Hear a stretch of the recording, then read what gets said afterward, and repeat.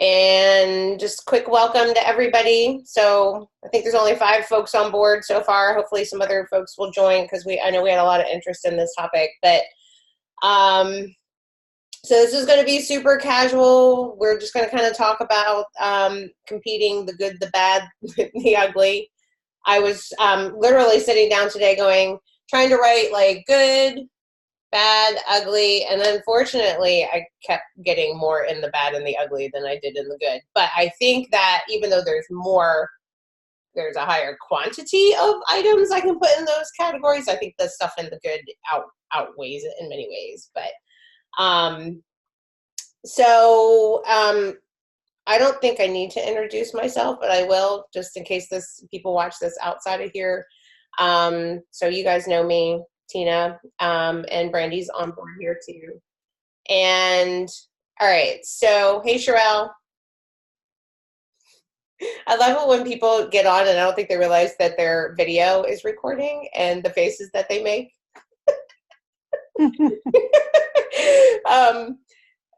All right, so let me start with, I'm actually going to start with this. Several years ago, one of my colleagues, John Gorman, he made this post on social media called "The Top 5 Ways You Know You're Truly Ready to Diet for a Show."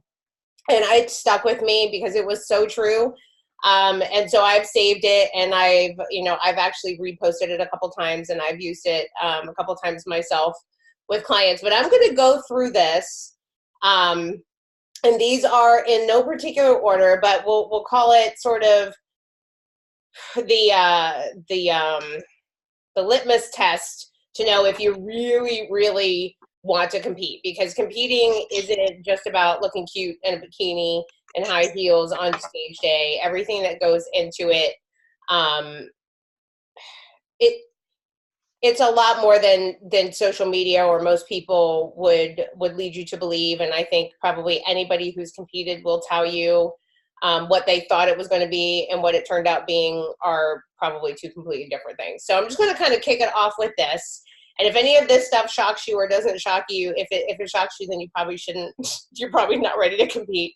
But if you look at it and you go, oh yeah, I could totally do that. That sounds like a good challenge. Let me do that. Then maybe the rest of it won't seem so bad. All right, so here we go. I'm going to go down the list. You're ready to diet for a show if you're willing to prep and have food ready and even take your meals with you no matter what. And then it says, the caveat is, if you dread this or won't make the time, then you aren't ready to diet for a show. So if you're willing to prep your food and have it ready no matter where you go, what you're doing, and have your meals with you no matter what the experience is, then you might be ready to diet for a show. If you're willing to do cardio no matter what without missing a session. If you skip cardio or aren't doing it 110%, then you're not ready to diet for a show.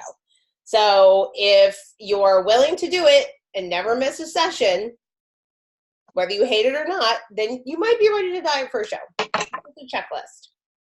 If you are willing to give up cheat meals, free meals, untracked meals, whatever you want to call them, the meals that everybody, when they check in with me, goes, well, I didn't log this one, because for some reason people think if they don't log it, the body, it somehow doesn't matter, because if I can't see it, then it didn't happen. So if you're willing to give up your cheat meals, free meals, untracked meals, if you can't keep from ordering out food or eating a big piece of cake at a birthday party, or anything that doesn't fit within your macro structure, then you are not ready. So if the first question out of your mouth when we start talking about, dieting for a show is, well, how many cheat meals do I get a week? You're not ready.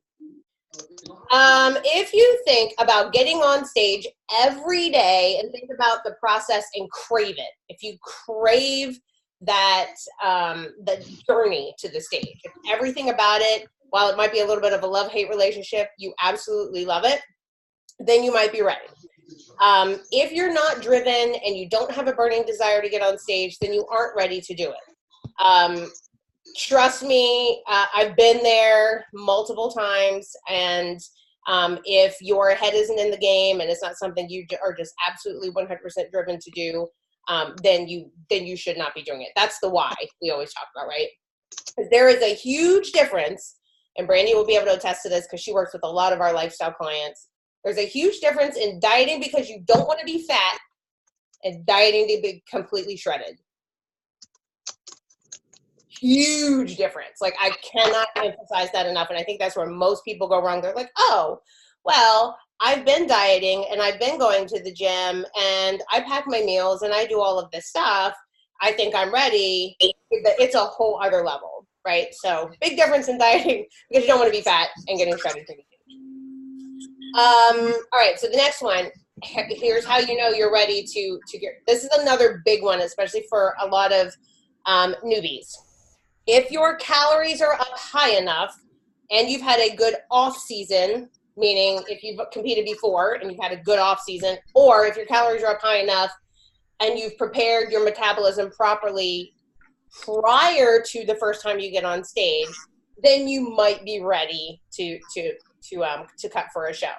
So that means that you can't have been dieting for off and on and yo-yo dieting off and on for the last 20 years of your life, and then you decided to start going to the gym and then you're like, hey, I think I want to do a show, because it's going to be miserable, trust me. So if you have put in the work to make sure that your calories are up high enough, then you might be able to get ready for the stage. And this is for those who have competed, and I talk about this a lot for competitors who want to get on stage again.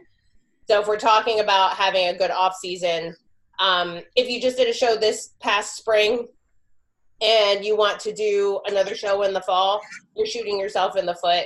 And as a coach, everybody who knows me knows I wouldn't let you do it anyway. So you're not ready. All right, here's another one. If you are willing to hurt, be grouchy, and dead ass tired towards the end of your prep and fight through it, dead ass tired is probably something you can't even possibly imagine until you're in the throes of it. But if you can't take that painful feeling, because when you're super shredded for the stage and your calories are low and your cardio is high and everything in your body hurts and you're hungry, then you're not ready. You have to actually be willing to accept that part of it. This is another big one. If you're ready, if you're willing to spend a shitload of money on supplements, show entry fees, tanning, coaching, and never get a dime of that money back because you will not make money competing, then you might be ready. And this one's my favorite. This is the bonus. If you're willing to give up having sex as often because you don't have any energy for sex or the hormones for sex, the only energy you have is to do cardio and train, then you might be ready. So, and these, I think, honestly, are even some of the lighter things that we sort of joke about. And to the average person, I think they probably still don't seem that bad, but it is truly sort of an overarching thing that you need to kind of be aware of before you ever make the decision to step on stage. And the biggest thing that I'll say, and maybe, as we're having this conversation, it might sound like I'm trying to talk everybody out of ever getting on the stage ever. And the honest answer is I am. Because if I'm able to sway you, if anything I says makes you go, oh, not for me, then you shouldn't do it. However, if everything I say, you're like, ooh, that sounds fascinating. I like that challenge. I'd like to take that on. Then maybe it is for you. But you have to be honest with yourself. You can't be somebody who has flip-flopped around with, oh, I go to the gym sometimes. Oh, I eat healthy sometimes. Sometimes I track and sometimes I don't. And, oh, I don't always have time to meal prep. So sometimes I just wing it. And then I just, if you're that way at all, then you should not consider getting on stage. Wouldn't you agree, Brandy? Agree. And I'll add another one, or maybe expand on some of the ones you touched on.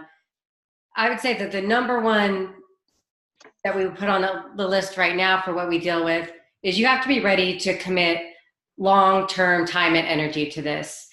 There's a real misnomer out there for whatever reason. Well, we know the reasons that people can somehow go street to stage in 12 weeks. So people come to us and say, I want to do this thing.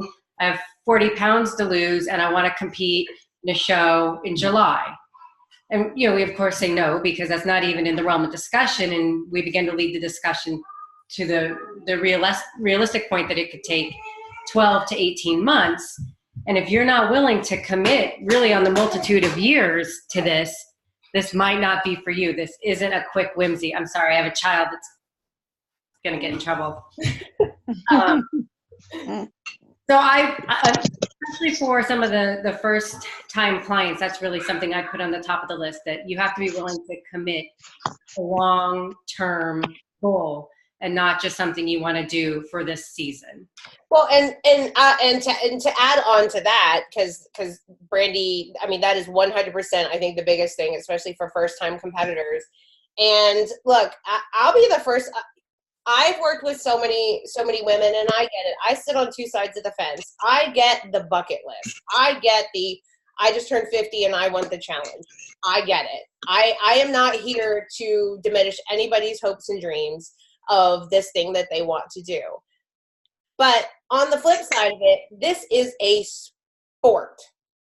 I do not get to decide at the age of 50 because I have a bucket list to compete in the Olympics and just go compete in the Olympics. It doesn't work that way. I don't get to go hop in the kiddie pool and decide I'm going to be Michael Phelps.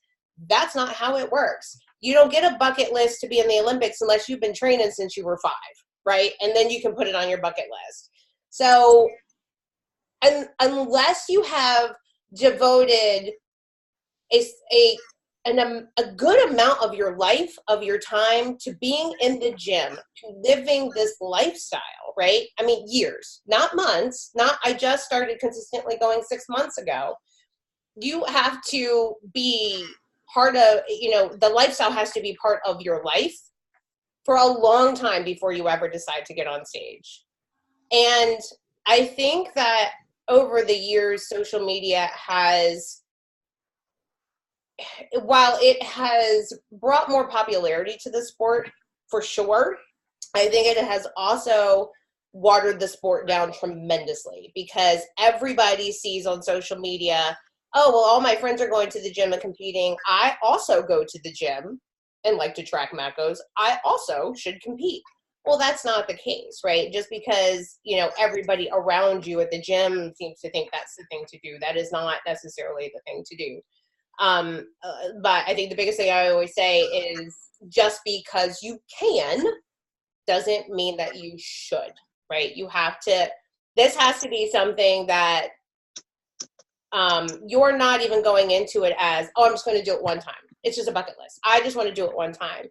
This is something that you should have that drive and that desire, because you already live the lifestyle, to take your lifestyle to another level, to an extreme level, and then want to be able to continue to be better in this sport, right? So if you were going into powerlifting, I would assume you'd want to be able to lift more and more weight and be stronger and do better in every powerlifting meet that you do. If you were running races, I would assume that if you are serious about the sport and not just the recreational runner who likes to, you know, hop in a 5K and a tutu and have fun with it, right? If you're a serious runner, you want, and there's nothing wrong with that. If people like to run in tutus, I'm totally cool with it. But if you're a serious runner, then your goal is to run better, right? With every race, and to be better with every race. So if you want to get to be a competitor, then that goal has to, you know, that drive to continue to be better every time you get on stage has to be there. It's not a, oh, look, I got on stage, now let me go gain the 30 pounds back, and then I'll fuck around at the gym and I'll fart around with my macros and you know, oh, I did it that one time, and then, you know, trust me, I see it, the one and done. Again, on one side of the fence, I'm not here to diminish anybody's dreams about their bucket list. I like to see women accomplish, you know, amazing things. But on the other hand, we do have to realize that this is a sport, and the majority of people who are competing in the sport take it very seriously. So if you're not a serious athlete, serious about being an athlete in the sport, then you shouldn't consider doing it. And that's just sort of, you know, again, I kind of sit on both sides of the fence because I'm like, oh, well, yeah, you know, the bucket list thing, I got it. You know, it's very empowering and it'll make you feel great, but it really isn't for everybody. And then to get into it and just half-ass it and to show up on stage looking like maybe you trained in the gym a couple of times and maybe you dieted for a few weeks. Yeah, I mean, that's not doing you any good. It's not, you know, it's not helping the sport. You're not, you know, to just do it just to say that you did it. Hopefully that makes sense. But yeah, so I would say that there's definitely a theme now, and social media has made the sport incredibly popular because everybody thinks that because they go to the gym and they work out and they lift weights that they somehow need to compete in a bodybuilding competition as the next level, right? I hear it all the time. I need a goal. I need to have something I'm working towards, or 1, I can't stick to my diet. 2, I don't go to the gym religiously. 3, you know, whatever the case may be. If you need competing as the carrot to keep you going to the gym and to keep you eating the way that you're supposed to eat, then you shouldn't be competing.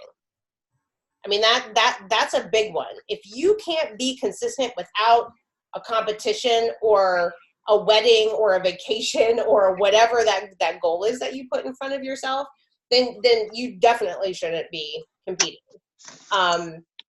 You have to be able to have that consistency and that drive to be doing what you're doing in the gym and with your nutrition way before you ever decide to get on stage. Do you have anything to add to that, Brandy? No, I mean, so obviously we hit all the bad and the ugly on it, right? So everybody's like terrified, a lot of terrified faces out there. People have shut off their cameras. But all that's not to say that anybody can accomplish it if you're willing to be realistic about what it's going to take. And right. I don't think Tina's message, and I know our message isn't, you know, only the 1% of people who set out to do this can accomplish it. That's not true. 100% of people can accomplish it if you set out with 100% realistic and being able to check all the boxes that this really is the right time for you. Right. And it might mean that you have to spend another year or 2 in the gym to build enough muscle. Or it might mean that you have to spend, you know, 6 to 12 months sort of, you know, getting the metabolism back to a place where it needs to be because you've been dieting your whole life, right? Or whatever the case may be. And if you can look at that long-term goal and stay dedicated to that long-term goal, then definitely, by all means, right? But I think that people get in such a rush. This is most certainly not a couch to 5K in 3-month program, right? That, like Randy always says, you can't go street to stage in 12 weeks. I can run a 5K, right? And I could just hop off I could train for it for a couple of weeks and run a 5K. I might not do very well, but this sport does not work that way. So just the realistic part of it, I think that I want to emphasize is making sure you have the proper foundation. You've got to have muscle. I don't care if you're doing bikini, figure, or women's physique, or whatever other category might be out there. You have got to have muscle on your frame to compete. You also have to have a metabolism that is high enough and calories that are high enough that you can diet and lose the body fat, or that you can gain more muscle. So all of those things come into play. And because we work with a lot of first-time competitors, a lot of people are coming in off the street, right, as first-timers and, you know, have been yo-yo dieting or, you know, sort of inconsistent in the gym. So that's where I'm getting at with all of that. And no, I'm not trying, I am trying to scare everybody away. But again, if you're not scared away, then you probably should get on the stage, because then you probably like the scary shit. And if you like the scary shit, then it's probably good. It's probably for you. So let me talk a little bit about what the sport actually, so a couple of things I just made notes of, just so you really know what you're getting yourself into as far as the sport, especially if anybody on here is an athlete in any other sport. Bodybuilding is one of the most subjective sports you will ever participate in, right? It is not who crosses the finish line first. It is not who lifts the most weight. It is not who gets to the, you know, edge of the pool first or executes the dive first or whatever the case may be, right? It is an incredibly subjective sport. It is based solely on how you look. solely on how you look on show day. Nobody cares how many hours you put in the gym. Nobody cares what you ate. Nobody cares how much weight you lift. It is solely based on what you look like on that day next to a bunch of other people. So you are quite literally putting yourself on stage in a sparkly bikini and hooker heels to let a panel of random strangers whose experience could be, it could range from experience to competed ones, right? Human beings who have their own unconscious bias, who are going to look at you and go, I like you or I don't like you. That's it, right? And it's compared to everybody else that you're standing on stage with. So, you know, you could have put all the blood, sweat, and tears and all the work you could possibly put in. You did everything you could possibly do. It was the best you've ever looked. You couldn't literally have shed another drop of blood or tears to get to the stage. And you could place dead last because you weren't what the judges were looking for. Everybody else showed up looking better. Everybody else had better genetics, or everybody else had this, that, or the other thing. So this sport is all completely subjective, based solely on your look that day. No idea what effort you put into that. Nobody cares how much weight you lost. Nobody cares about any of that on show day. It's not performance based.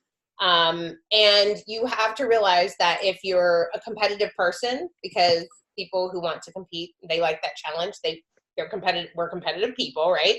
But the competition has to be only with yourself, period. It is great when you show up one day and your better beats everybody else's best. When your best beats everybody else's best on that day and you have a little bit of luck, then that's great. But it always has to be about being competitive with yourself, and this is not a sport against other people when it comes down to it. And then going from show to show and making sure that you're better than your previous self, right? And if you've done more than one show, you can't base your placement, you can't judge how you've improved based on your placement. You could have placed third in your very first show and made all kinds of improvements. By the time you got onto the stage the second time, your shoulders were bigger and you were leaner and you had bigger glutes and you posed better, and then you placed fifth. It doesn't mean that you didn't improve. It just means that there were 4 other people that were better than you on that day. So you have to be willing to be judged based solely on your looks, and to, be okay with it just being competition with yourself. So I would say that that's kind of like the biggest thing about the sport. You have to have thick skin. I think the hard part for women is that, being that this is a sport based solely on our looks, and the fact that we're sort of emotional beings when it comes to that, with body image issues and everything else. I mean, what worse sport could you possibly put yourself in to have people judge you on how fat you look in a bikini?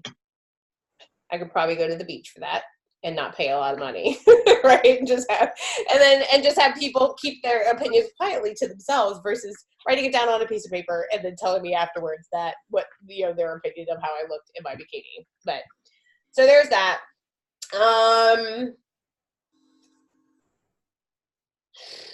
So I think that's a lot of sort of the reality kind of stuff. And so I want to tell you a little bit of the good stuff, because even though I think I had more actual items in the bad and the ugly column, I think that what you get out of it from the good perspective, or the positive aspects of it, far outweigh those other things if you can manage to handle all of those other things.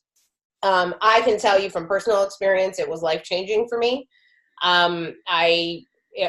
I was told I should compete for 10 years before I ever got on stage, because I worked out in the gym. Everybody's like, oh, you should compete. I had some muscle, and everybody's like, oh, you should compete.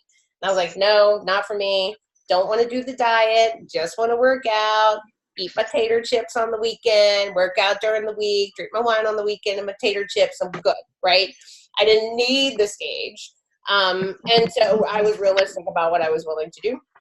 But once I got on stage and I really followed through with the whole process, when I realized I was finally ready to do it, it was absolutely life-changing. And I realized after a couple of competitions, Obviously, through all of that, I'll fast forward, but through all of that, I found my passion for coaching. I absolutely love the sport because it is probably one of the most empowering things you will ever do. It's the hardest thing you'll probably ever do.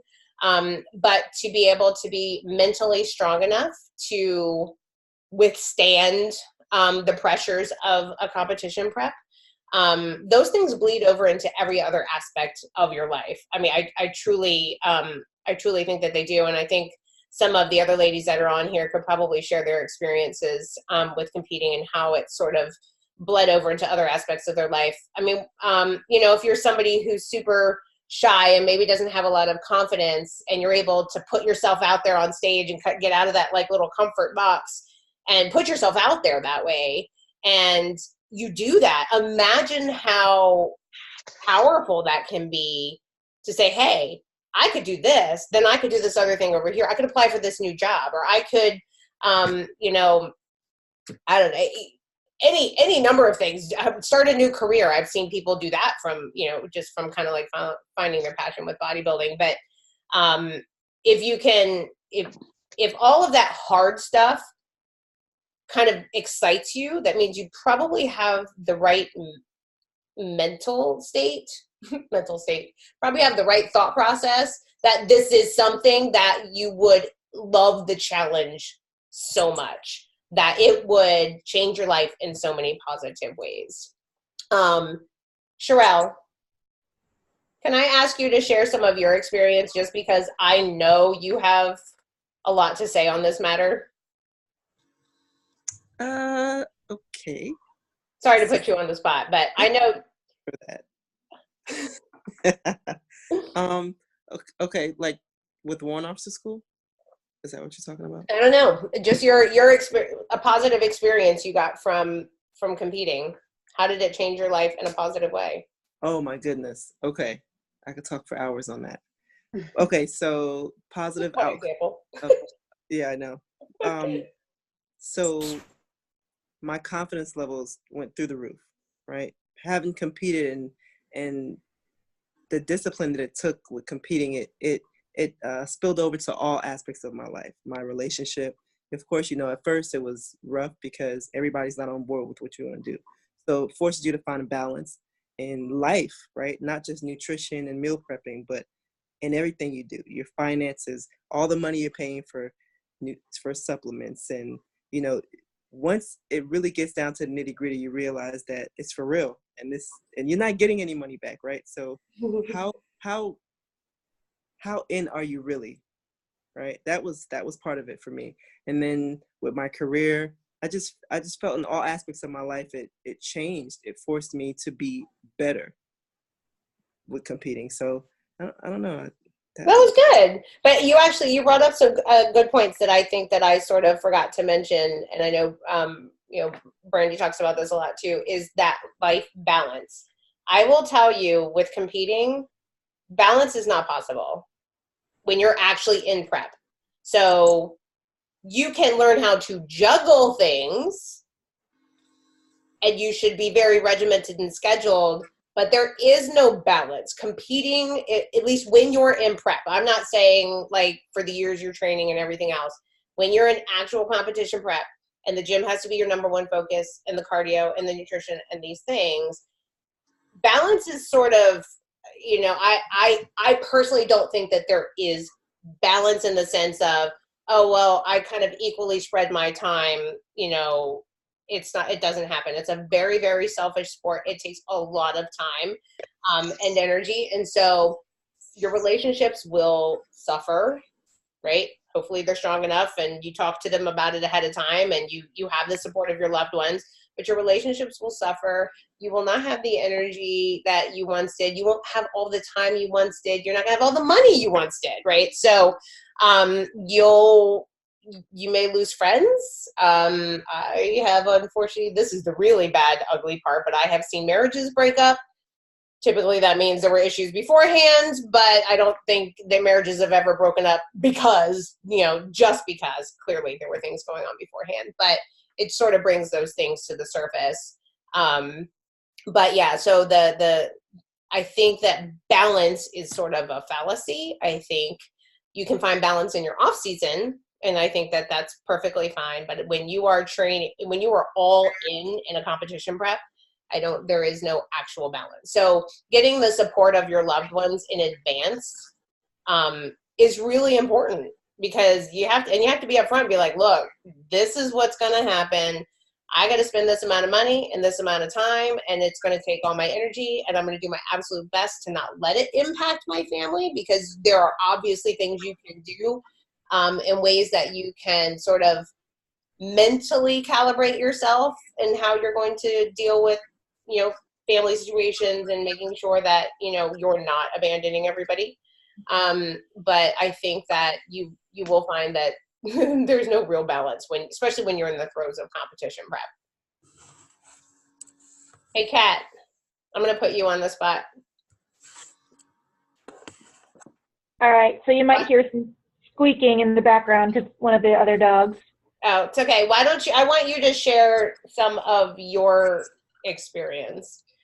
So yeah, it's funny what you said about balance, because for those of you that don't know, before I got into bodybuilding, I was in running, and I did a lot of ultra marathons, and my boyfriend's actually a pretty extreme runner. And so when I say extreme, he's run from one end of Florida to the other end of Florida just because, So in the throes of prep, he actually has said to me, bodybuilding is probably the most extreme sport he's ever witnessed. Wow. And this is a guy who ran 32 hours straight. And he said, I can never do what you're doing. So, because like with a lot of other sports, you train and you put in the hours. For example, when you run, yeah, you might spend hours running, but when you're not running, you can focus on other things. Right. With this, the hours spent training, that was easy, but it was measuring everything else, not just your food, but measuring your sleep and your medication and your stress. And, so yeah, it was really all consuming. So it was hard. Yeah, thank you for sharing that, because that's, that I have often said there are a lot of extreme sports out there. Look, like I know, like being an NFL football player and getting your head bashed in on a regular basis, that's pretty extreme, right? But the focus that bodybuilding takes, because of, like you said, you've got to measure your sleep, and you got to measure your stress, and you got to balance all of that out, and you have to weigh and measure and track every bite of food that goes in your mouth, and how much time are you spending in the gym, and oh, by the way, you still have to be a mom, and you still have to be, you have your career, and then you have to be a wife or a girlfriend, or and a friend, right, and a sister, and a whatever. You have all these other things, but you also are going to be all consumed by your sport. And there's no other sport that I know of that not that it's hours of training, because like that kind of running, obviously, that he's doing takes a lot of time. But when he's not doing it, he has time to do other things. Bodybuilding is all consuming. It's when you're in prep, it is all consuming. So I think that was a good share, and I think but was it worth it? It was, because I have another good share. So I remember when a friend of mine said, you should think of bodybuilding. And I thought, you're fucking insane. There's no way I could ever do that. That's crazy. And then, like Tina said, I'm the type of person where if something scares the shit out of me, it's also probably why, like, okay, maybe I'll do it.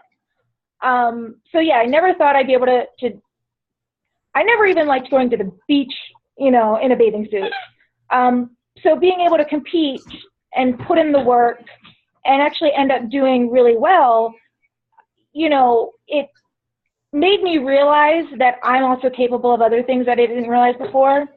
So for example, I recently applied for a job that I never thought I would have been qualified for. Professionally, I like my comfort zone. I do the things that I know that I'm good at. Someone recommended a job to me, and I said, nope, there's no way I can do that.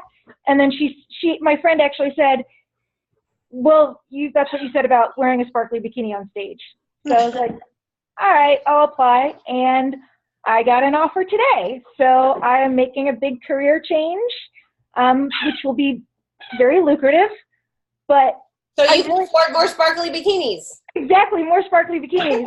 But yeah, and no lie, I would not have been able to I would not have even considered making the career change if it hadn't been for the experience that I've had over the past year. Yeah. And that is the good, right? And that's the kind of thing I was sort of talking about, my own personal experience and how life-changing it was for me, and being able to push harder in my career and not be afraid to take on new challenges. This is, and Brandy and I have similar, it's Brandy's fault that I'm here, but we have similar sort of backgrounds in the fact that we had careers in the government. We both had careers in the government, and somehow, had the crazy idea that we would leave our government careers and do this coaching thing, right? And,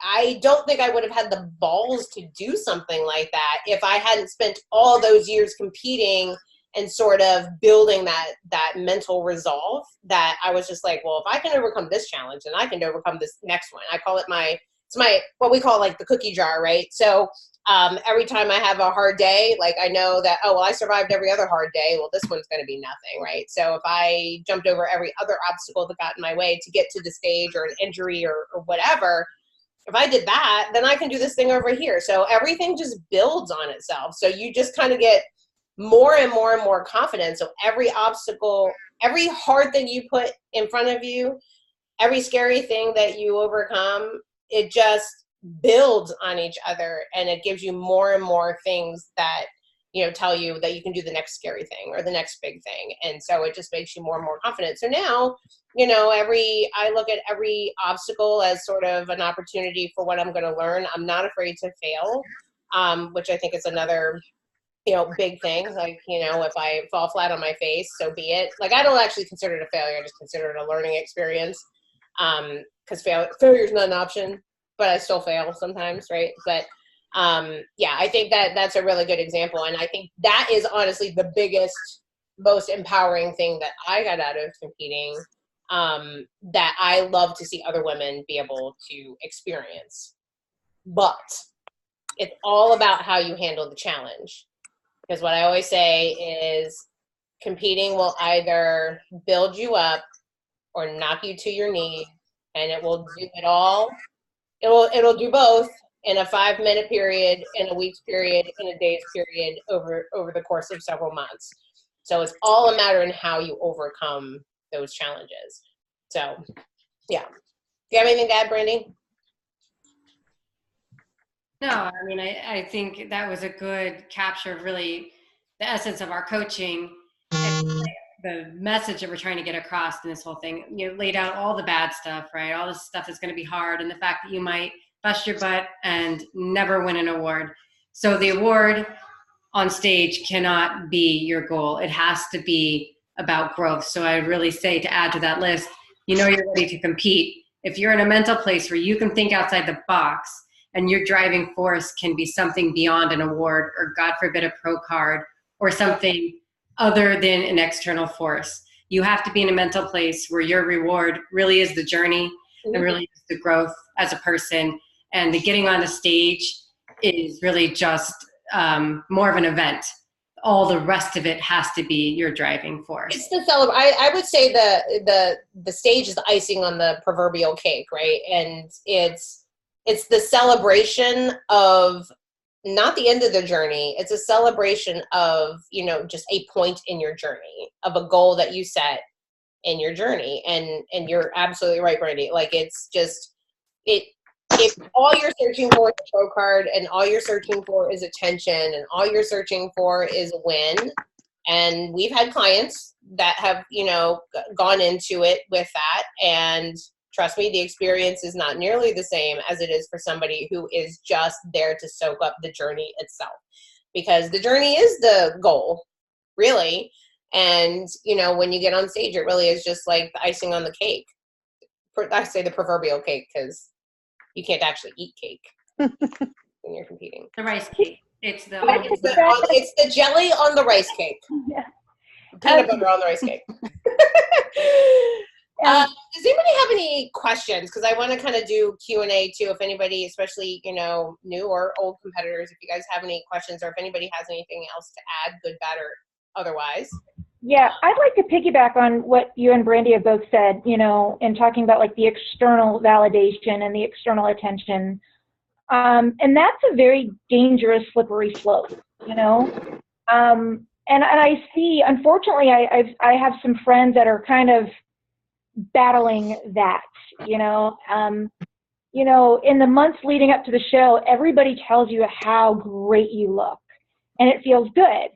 But after the show, when the weight comes back on, people stop telling you how great you look. And so if you're somebody that really relies on those extrinsic factors real heavily, it's really dangerous. Mm-hmm. And, like you said, you have to have a thick skin. And if somebody gives you feedback that, you might not agree with, you also can't take it personally. I test judged a show a few weeks ago, and so my votes didn't count, but they still asked for my feedback. And I had one person that really did not like my feedback at all and got really pissed at me. And it wasn't even bad feedback. I just, I just suggested she do something different with her hair. And, it got ugly. So, and apparently in talking to some of the other judges too, she was really pissed at all of them. Yeah. So yeah, you might not agree with it, but also you just can't let it affect you. So there's a difference between, people telling you how great you look and then also understanding and really believing it yourself. Right. So just recognizing when everyone's telling you look awesome, that is temporary, and it's nice to hear, but it's not like that can't be that important. Driving force, right? Like the external validation. That's why, again, like the competition within yourself and the journey for yourself. This isn't the journey for everybody else. It's not, yes, the external validation is nice, but it is true. So, not only do you not get the compliments post show, but my favorite comments are, "Oh, I see you're putting your weight back on. Thanks for that. I'm glad you noticed," right? And, and initially it stings because, leading me to another point of that, you will never, hell, we're women, we have body image issues all day long, right? And we can be, good about it some days and not so great about it other days. We all have it. And competing does not make it better. Trust me. Because you will spend months and months and months hyper focused on your body getting leaner and looking better and, and all of these things. And then post show, as a competitor, your job post show is to put body fat on nearly immediately, not to stay lean, so that you can start being better for your next show. Because the only way to grow is to eat. And so there, there's this whole process. So it, to shift your focus from being scale going down, down, down, leaner, leaner, leaner, leaner, look at this new vein and these new shreds, to scale going up, up, up, I'm getting softer, I'm getting softer, I'm getting softer, I'm getting softer. But, oh, by the way, I'm also getting stronger. I'm not starving to death anymore. I'm sleeping better. I'm having sex again. Like, all of these things. But it's hard to shift that focus because you've been hyper-focused on this other thing. So mentally, it's hard to, kind of catch up with what your body is doing, so it takes some time for that. But I will tell you, and because we are coming fresh off of spring shows, every woman who thinks they're going to handle their off season as a champ, right? Nobody thinks it's going to be a problem. Nobody thinks it's going to be a problem. Everybody thinks they got it under control. And not. And all of these women had amazing preps. They did great. They had health. They stayed healthy with their, mentally they were healthy. They weren't sort of going crazy and doing crazy things. And every single one of them, every week post show, it's just, it's a process. I mean, it can take 6 to 8 weeks to kind of get where your brain is to catch up with what your body is doing and for it to be okay. But everybody struggles post show. I will tell you, if you think that prepping for a show is hard, the post show is far more difficult. So I'm like so I think I'm at almost a year off season, about. and I literally just started to see like a lot of softness. I'm like in the building at work in uniform, touching my stomach, like I feel flat. What is that? Why is it there? Okay, no, this is not okay for me. But because it's the first time that I actually like felt it move without like move. What? No, that shouldn't be. And so mentally, that plays with you. But it's reality, right? Reality is that you're human and you can't look stage lean all the time. You can't look like a model in a magazine all the time. But Models in magazines don't look like models in magazines. Yeah, because they're Photoshop. But what kind of keeps me grounded is the weekly check-ins that we do. Like one of the questions that I look forward to, and it's the hardest one for me to answer, is the area of excellence. Everything else I have an answer for. But an area of excellence on the check-in, I don't know if they're all the same. Just don't mind, right? It's like, what happened this week? Where did I excel at and what needs improvement? So it forces me to think about it and realize that, hey, even though I am getting softer, there are positive things that come out of all this, right? How much water did I drink? Did I do this right? Did I not do this right? But there has to be a silver lining somewhere. And so for me, that keeps me grounded and kind of saying, this is reality. This is life. This is a marathon, right, Brandy? It's a marathon, right? You're not like sprinting. Yep. This is lifelong. It's not just getting on stage and hopping off stage and then all is well with the world. So I don't know. For me, that's what kind of keeps me focused and grounded. Well, and it's, I think it's important too. I can tell you when I was competing, I had a coach until the day of the show, and that was it. And which is why, it was a shit show after the show, because there was no reverse dieting back then. There was none of this, right? It was just, you just bend your face off post show uncontrollably, and then you diet again for another show, and you just do it over and over again. And so now we don't let our clients do that. But I will tell you that anybody who's been through post show, it is far more difficult for, I would say, 99% of people post show than it is to actually prepare for a show. It gets better with time, but it is still much more difficult when you don't have that little carrot dangling in front of you anymore to stay on track and to stay consistent and all of those, and to see all your hard work go away, because it's not really going away. It's just getting insulated so that it can grow more, like in a greenhouse. We're going to put body fat on it so the muscles can grow bigger later on. It's insulation for later. Anybody have any questions or any other feedback? Anybody that's not competed have any questions? So I know we have a couple of newbies on here. Teresa, do you have anything? Because I've seen you nodding your head, shaking your head, and nodding your head. Nobody has any questions? I know Ashley Badami, she couldn't make it because today was her anniversary and we switched the date, but she said she wanted me to, in case anybody saw her post, she said, the only thing I want to make sure you tell everybody is don't make any important life decisions when you're in prep, because you might think you're of sound mind, but you're not. I don't know what she was referring to, but she might have made some really important life decision in prep that didn't work out well. I forget the other thing she wanted to say, but I think that was kind of the important one. But I think that's a good point. We have really extensive check-ins every week, and people who've worked with me, if I don't get the answers, I'll come back and I'll get in your business. Mm-hmm. And it's not just because I'm nosy. I mean, I am very, very nosy. That's true. But we are monitoring all of those kind of things. And our jobs are obviously to deal with the training and nutrition, but we're also keeping an eye that, nobody's getting on the crazy train. So don't think I'm just trying to get in your business because I have nothing better to do. Because I have plenty of Netflix I could be watching. I'm actually trying to help you. No, it's true. And the more information that you give us, the better we can help, because you may not even recognize something that is going on or a train that is about to derail. But because we've been doing this for a long time, that's why, like, I tell my clients all the time, like, no detail is too small. Write me a book if you have to. I want to know everything that's going on, because there are things you may not recognize that are about to derail your train that I can. And I've had clients that I've stopped from competing because things that they didn't even recognize that we, you know, from a health perspective, like this needed to just, you know, stop or, you know, or what have you. But I'm not a doctor. I just play one on TV, as Brandy will tell you.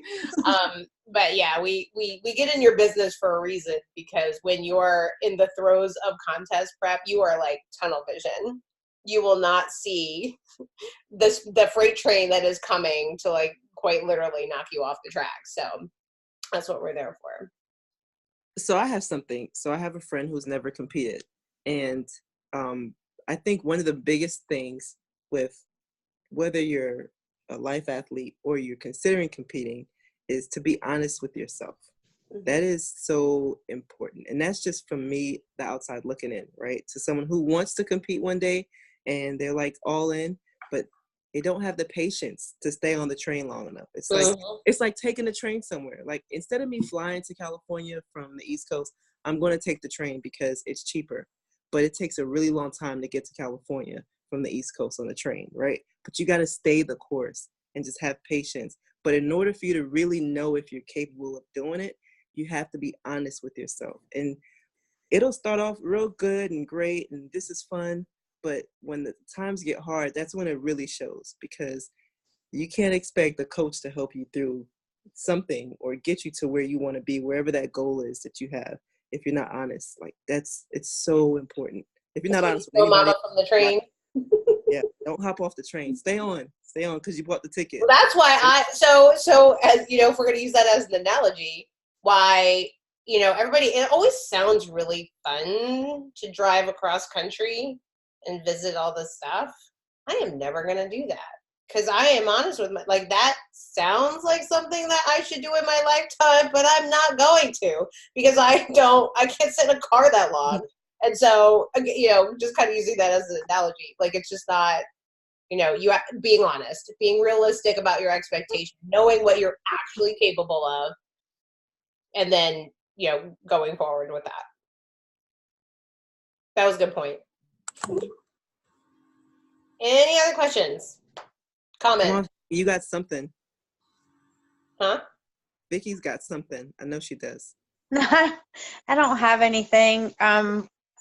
I honestly, I guess when I came to Utina, was like, I want to compete, you know, and going on the life retreat taught me a lot about myself that I still use every single day. And I know now, like, when it's my time to get up there, it'll be my time to get up there. And I know, you know, I talked with Brandy about it at the retreat, and I am enjoying the journey. I'm becoming a stronger me, a better me for me.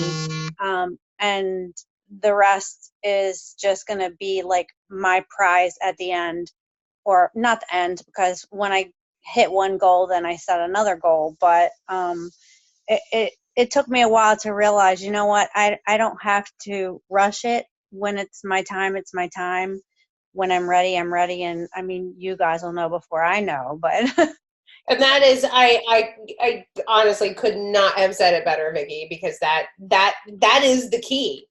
When the time, and you know what, and if the time is never right, if you decide that there is never a strong enough why for you to do it, this was not a waste of your time, right? You are the goal is to be the healthiest, you know, version of yourself, and mentally, you know, mind, body, spirit kind of thing. So if you never get on stage, you never get on stage.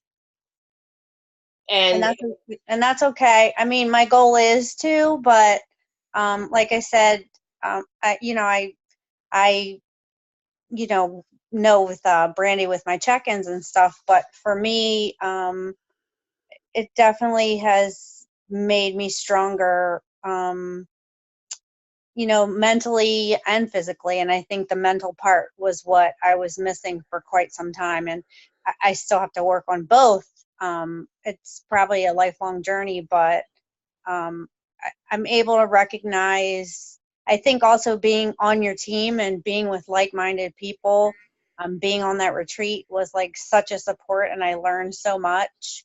And I know I know the people who kind of are inspiring to me, and I feel the people who drain my energy, and I know enough now, I'm like, I guess, mature enough mentally now that I know I don't have to be around those people anymore. So, you know, and for me, I say, like, when I go to the gym or when I run, whatever, that's where I get in my headspace, and that's where I clear all that stuff out. So for me, that's like my thing. And I would add to that, Vicki, that, you know, I know your first competition experience wasn't an ideal one.